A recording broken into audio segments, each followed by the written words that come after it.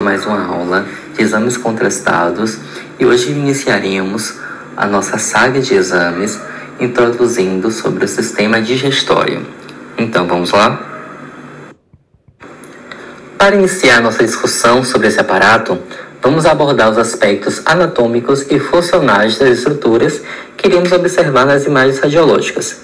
Então, podemos começar falando que o sistema digestório ele tem tanto uma porção que é superior, está em cima, óbvio, e outra porção que é inferior, juntamente com seus órgãos que são chamados de acessórios, como o fígado, a vesícula biliar e o pâncreas, que são estruturas que preenchem também grande parte da cavidade abdominal, como podemos observar aqui na imagem. Quando o alimento ele chega na cavidade oral, ou seja, na boca, já vai iniciar o processo de ingestão, mastigação e deglutição do alimento. Então a boca, a língua, a faringe irá participar desses processos. Inclusive, vamos ter glândulas salivares que serão super importantes na solubilização, lubrificação e início da digestão do amido pela saliva, que já vai estar na boca, ou melhor, vai ser secretada para a boca, através dessas glândulas. Isso porque teremos algumas enzimas importantes nesse processo, como, por exemplo, a gente terá a amilase. Então, quando o alimento está na boca e começamos a mastigá-lo, já inicia o processo de quebra do alimento e também de suas moléculas, para a facilitação da deglutição dele, da digestão e absorção na porção inferior do sistema digestório, ou também, como queiram chamar, de trato gastrointestinal. Depois que esse alimento ele sai da boca, ele irá passar pela faringe, tanto pela porção da orofaringe e laringofaringe, até atingir o esôfago, que vai estar localizado no mediastino da cavidade torácica, tá bom? E essa estrutura que a gente vai falar agora, que é justamente o esôfago, ele será responsável em transportar o alimento até o estômago, através de algumas contrações musculares, que são involuntárias. E sua musculatura é lisa, tá bom? Só para ressaltar. E esses movimentos são chamados de movimentos peristálticos. Então, esse movimento ele vai ser responsável por fazer com que o alimento ele se direcione para o estômago para dar continuidade às próximas etapas da digestão, como a gente vai poder observar aqui. Já no estômago vai ocorrer o processo de solubilização e digestão pelas secreções gástricas e a formação agora do quimo. Então ele deixa de ser bolo alimentar e vai se chamar de quimo a partir do momento que ele chegou nesse estômago. E vai ser nessa estrutura que terá a presença do ácido clorídrico para também ajudar na digestão com a quebra de moléculas. Seguindo, a gente vai passar pelo intestino delgado agora, no qual terá 3 porções. A primeira, que é o duodeno, depois vem o jejum, e na parte mais distal, mais distante, digamos assim, desse intestino, o íleo. E esse intestino, ele vai participar do processo de digestão pelas enzimas secretadas pelo pâncreas e também a absorção dos nutrientes para nutrir da energia, fazer com que nossas células se mantenham vivas, tá ok? E por fim, a gente vai olhar agora o intestino grosso, que ele participa do processo de absorção de água e sais, além de progressão do material não digerido. E aqui também a gente pode observar o ânus, que faz parte agora da excreção, da defecação, momento que esse material vai ser eliminado. E aí, focando um pouco nos órgãos acessórios também, porque fazem parte do sistema, a gente vai ter o fígado, que é considerado o maior órgão sólido do corpo, que ocupa a maior parte do quadrante superior direito. O fígado ele tem inúmeras funções, tá ok? Uma delas é a produção da bile, Mas para que serve essa bile, professor? Ela vai ser essencial para a digestão e a absorção de gorduras e de algumas vitaminas, tá bom? E se a bile, né, ela não for naquele momento necessária para a digestão, ela vai ser o quê? Armazenada e concentrada para o uso na vesícula biliar no futuro. Ou seja, essa bile será armazenada, né, guardada, digamos assim, na vesícula biliar até de ser direcionada para o intestino delgado. E uma curiosidade importante, inclusive, é que na maioria dos casos não é possível visualizar essa vesícula biliar utilizando técnicas radiográficas convencionais, sem meios de contraste. Isso ocorre porque a vesícula e os ductos biliares, elas se misturam com outros tecidos abdominais moles, impedindo assim a sua visualização.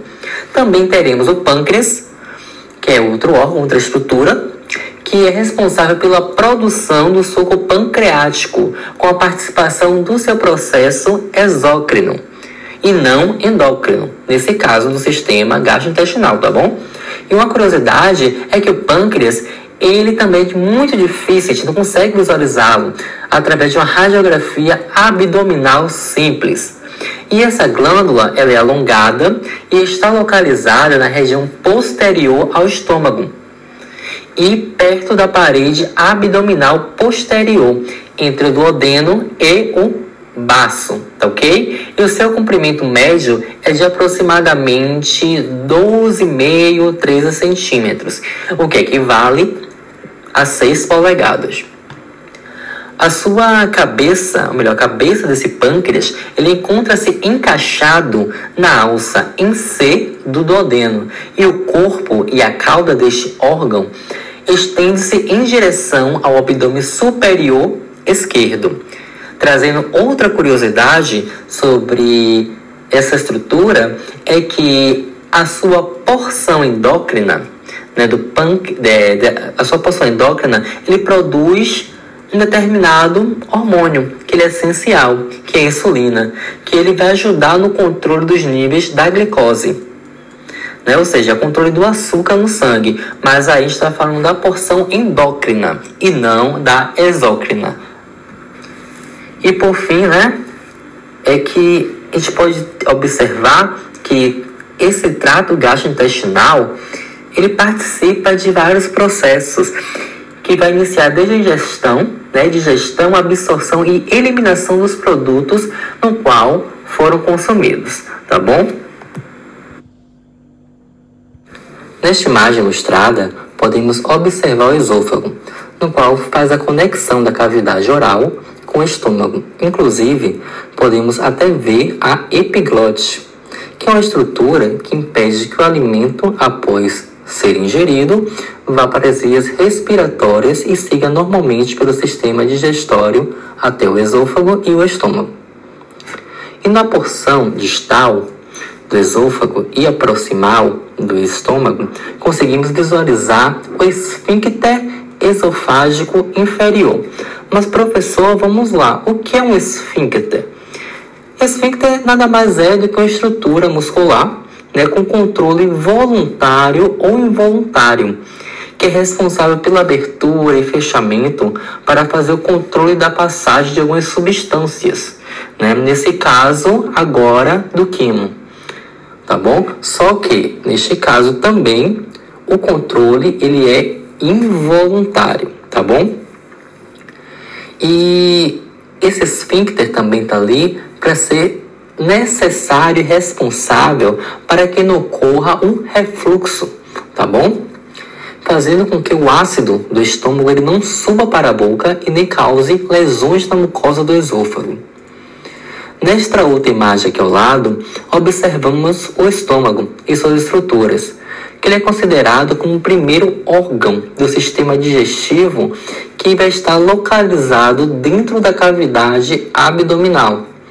Ele é um reservatório expansivo, né, justamente para permitir a passagem de alimentos, né, e de líquidos, né, e seu tamanho e a forma desse estômago, ele pode variar, né, conforme o volume do seu conteúdo, do que estiver ali dentro, e dos hábitos corporais, né, que é justamente o biotipo, que é a definição de como cada estrutura está localizada dentro daquele abdômen, né, como cada ser humano possui um hábito corporal. Pronto, agora chegou a melhor hora. Ver a radiologia atuando. E acredito que todos aqui já estão conseguindo identificar que estrutura é essa. Quem pensou em esôfago, acertou. E temos aqui algumas setas, elas que representam o nome de cada partezinha, né, de cada estrutura deste esôfago. Na primeira, vemos o segmento da parte distal do esôfago, ou seja, o final da estrutura, que está justamente na posição retrocárdica. Já na segunda, é chamada de incisura cárdica, como podemos observar. A terceira é a parte abdominal do esôfago. A quarta é o ósteo cárdico. Professor, mas o que é ósteo? Vamos lá. Ósteo nada mais é do que um pequeno orifício. É uma abertura que liga uma estrutura com outra. Neste caso, liga o esôfago e o estômago. Tá bom? E por fim, a parte cárdica, que é na cárdia do estômago. Tá certo? Aqui podemos visualizar outra imagem, tá bom? Este órgão se trata do estômago. Tá muito fácil. Essa é muito fácil mesmo. Que é considerado o primeiro órgão do sistema digestório localizado dentro da cavidade abdominal, como a gente falou anteriormente. Trazendo aos aspectos radiográficos agora, em uma radiografia abdominal normal, no adulto saudável, é raro a gente ver ar preenchendo todo o estômago ou o intestino delgado. E aí a gente pode já começar a identificar cada uma dessas regiões, né? Cada uma dessas estruturas aqui no estômago. A gente vai começar com o primeiro, que nada mais é do que o fundo gástrico. O segundo, que é o ósteo cárdico. Inclusive, a gente até já falou que é um ósteo, não é isso? A terceira, esse estômago, é a parte cárdica, ou a cárdia, como isso também pode chamar. A quarta é a curva gástrica menor. A quinta estrutura não faz parte do estômago, tá bom? É o intestino. Mas na quinta a gente pode já visualizar o duodeno, que é a parte inicial do intestino delgado. A sexta, temos a ampola do duodeno, ou bulbo duodenal, como queira chamar. A sétima, agora voltando novamente para esse estômago, temos as pregas gástricas, que está na parede, nessa parede posterior. O oitavo, que é o piloro. O nono, que é o corpo gástrico. Agora, o número 10 é a incisura angular. Eu acredito que ainda não falei o que é incisura, mas vamos lá. Incisura nada mais é do que um ângulo formado entre a porção vertical e horizontal dessa curvatura gástrica, tá bom? A 11 é a curvatura gástrica maior. Então, a gente tem a curvatura gástrica maior na 11, tá bom? Da mesma forma, a gente pode ter observado a curva gástrica menor no número 4. O 12, a gente tem um canal pilórico. E o 13, a gente tem a região antropilórico, que é a porção inferior próximo do intestino delgado.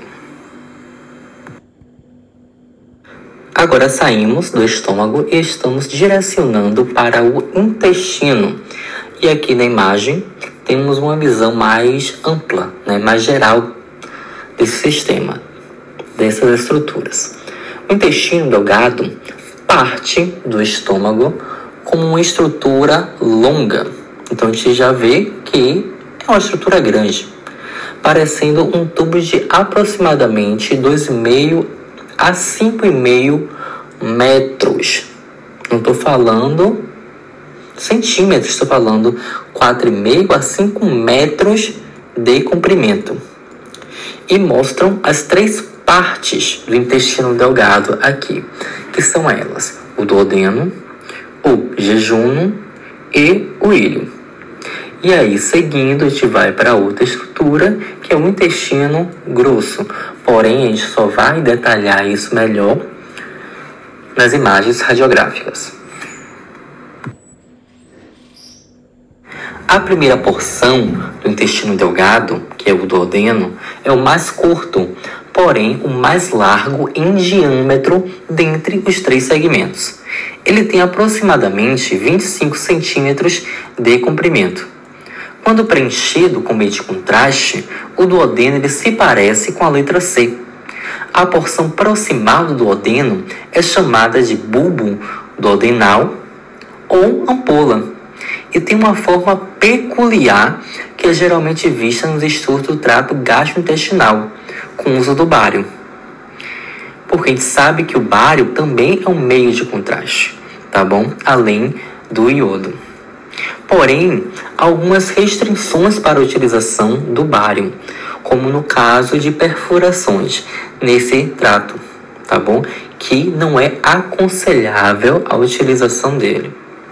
E como curiosidade, os ductos do fígado, da vesícula biliar e do pâncreas, eles drenam para o duodeno, para a liberação do suco pancreático e da bile para ajudar nos processos de digestão. Aqui a gente também pode ver algumas porções, algumas partes dessa estrutura, deste duodeno. A primeira porção, a gente tem aqui que é o superior, porque é a superior. A segunda porção, que é a parte descendente. A terceira, temos a parte horizontal e, por fim, a parte ascendente. Porém, a gente não pode esquecer também da flexura duodenal, como a gente pode visualizar aqui na imagem. Voltando novamente para o que a gente gosta, temos aqui o duodeno, tá certo? Uma imagem radiográfica. E na primeira imagem, na primeira estrutura, a gente pode ver a ampola do duodeno, ou mesmo o bulbo do duodeno, como vocês queiram chamar. Aqui na segunda, a gente tem o piloro, que é onde encontraremos o esfíncter. Então você já sabe o que é um esfíncter, né? Já falei anteriormente. Que será importante no controle de fluidos que passam do estômago para o intestino. O terceiro, a gente tem um canal pilórico. O quarto, a parte descendente do duodeno. O quinto, a gente tem a papila maior do duodeno, ou também chamado de papila de Vater, que é onde desembocam o conteúdo advindo do ducto colédoco e o ducto pancreático, no qual vem substâncias que são responsáveis pela digestão. No sexto, tem uma parte horizontal. E, por fim, no sétimo, a parte ascendente. E, claro, não tem aqui, mas a gente pode demonstrar a plexura duodenal. A gente não consegue visualizar, na verdade, aqui na imagem, tá bom? Porque ele está atrás de outra estrutura, que aqui está evidente, tá bom? O restante do intestino delgado encontra-se na porção central e inferior do abdômen. Os primeiros 2/5, que seguem do duodeno, são chamados de jejum, e os 3/5 distais são chamados de íleo. O orifício, a válvula entre o íleo distal e a porção do seco do intestino grosso, é a válvula iliocecal. O último órgão do sistema digestivo é o intestino grosso, que começa no quadrante inferior direito, ao nível da válvula iliocecal, na junção com o intestino delgado. A porção do intestino grosso, abaixo da válvula iliocecal, é uma área de conformação similar à de um saco, e é chamado de seco, como podemos ver no número 1. E o apêndice vermiforme é unido à região posteromedial deste seco, que a gente não consegue visualizar aqui na imagem. A porção vertical do intestino grosso, localizada acima do seco, é chamada de colo ascendente, como a gente vê aqui no número 2, que junta-se ao colo transverso, no número 4, na altura da flexura hepática direita, que é o número 3.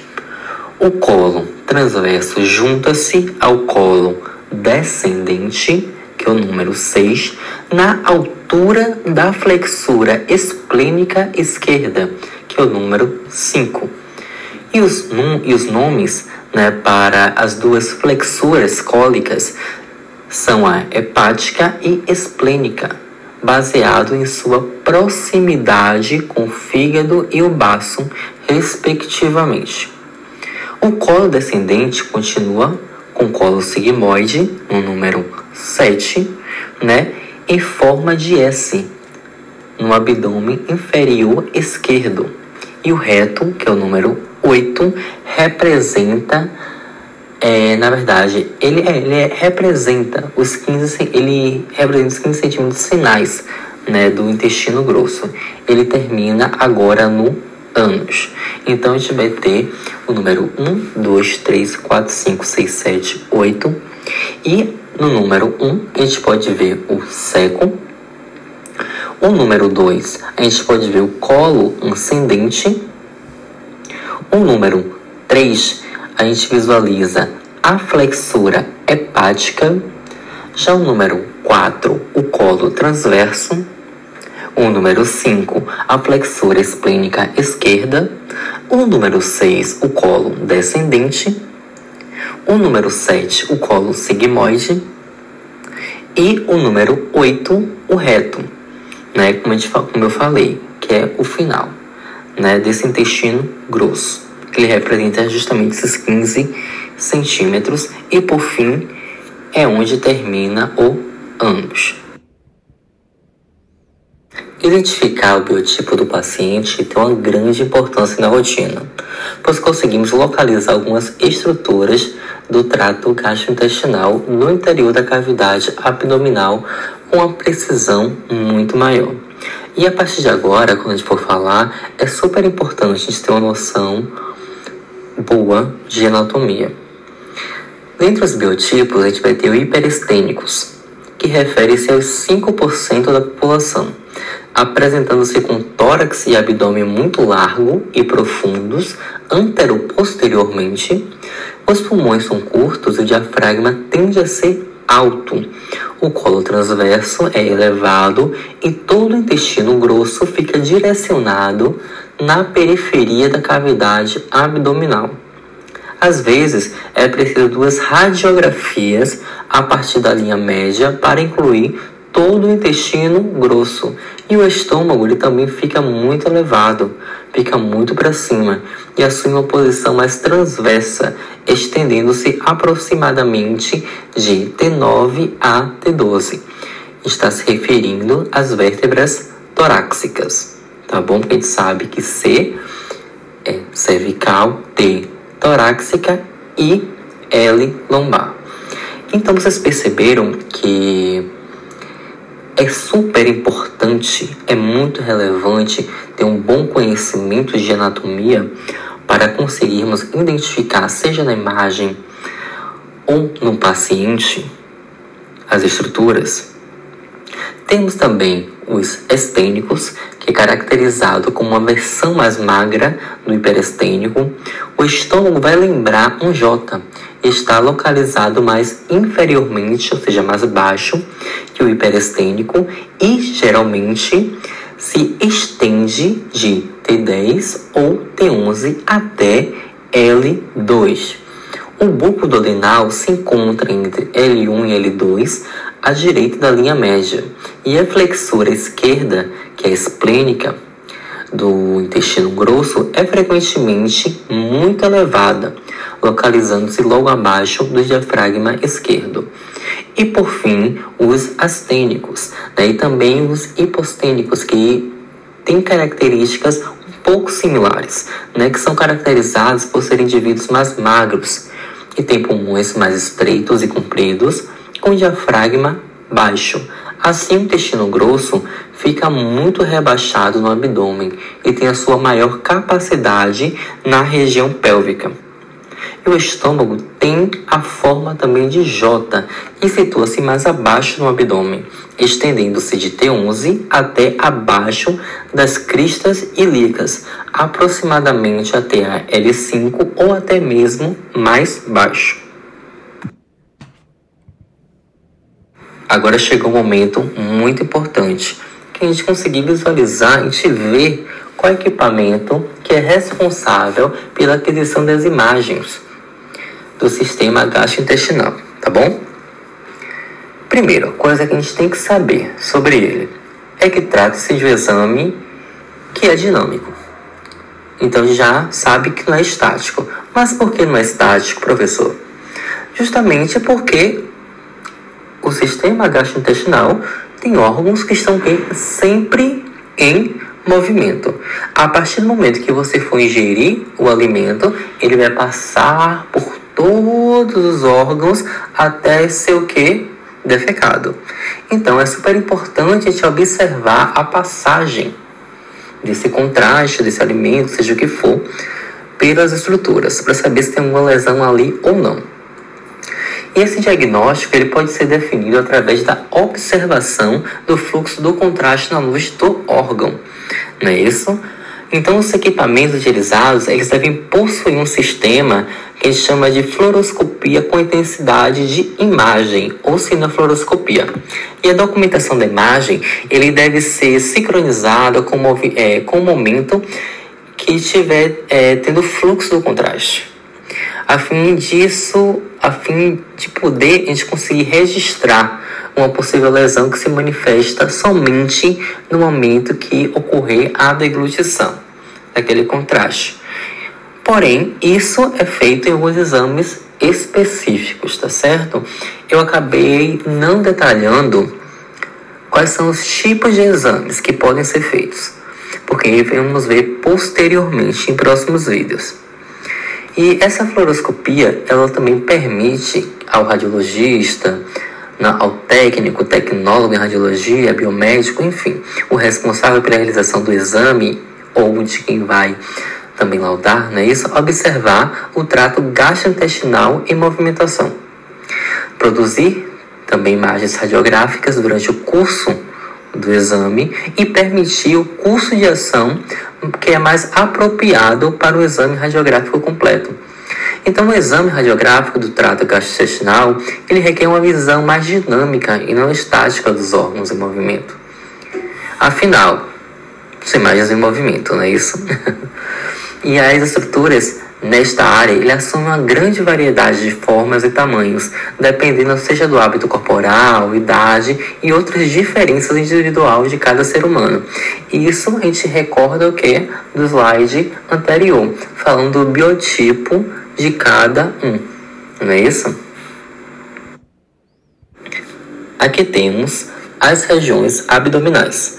Na primeira imagem, temos 4 quadrantes. O quadrante superior direito, o superior esquerdo, o quadrante inferior direito e o inferior esquerdo.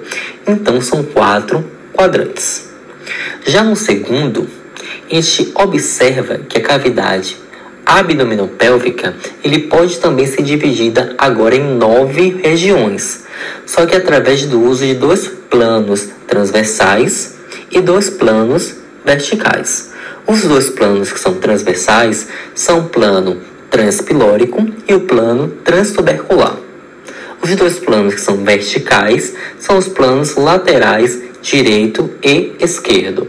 Olha como tem muito mais informação, não é isso? E aqui a gente pode observar o quê? O hipocôndrio direito, o epigástrio, o hipocôndrio esquerdo, o flanco direito, mesogástrio, o flanco esquerdo, a fossa ilíaca direita, o hipogástrio e a fossa ilíaca esquerda. Então, olha como tem muito mais quadrantes, a gente consegue direcionar a estrutura mais especificamente, a depender de qual quadrante ele esteja localizado. E aí, quando a gente volta um pouquinho, falar daqueles 4 quadrantes, vou trazer, por exemplo, o quadrante superior direito, no qual a gente pode observar o que ali? A localização dele. Tem o fígado, a gente também vai ter a vesícula biliar, a gente também pode observar a flexura cólica direita hepática, né? O duodeno, a cabeça do pâncreas e também o rim direito, mas a gente já vai falar já do sistema urinário, que é diferente, assim como as glândulas suprarrenal direita, né? Então, focando, né, no sistema gastrointestinal, a gente vê fígado, vesícula biliar, a flexura cólica direita, ou também como a gente pode chamar a flexura hepática, né? E o duodeno e a cabeça do pâncreas, né? A gente vai ter outros quadrantes também, que a gente vai observar outras estruturas nela, mas eu trouxe essas como exemplo.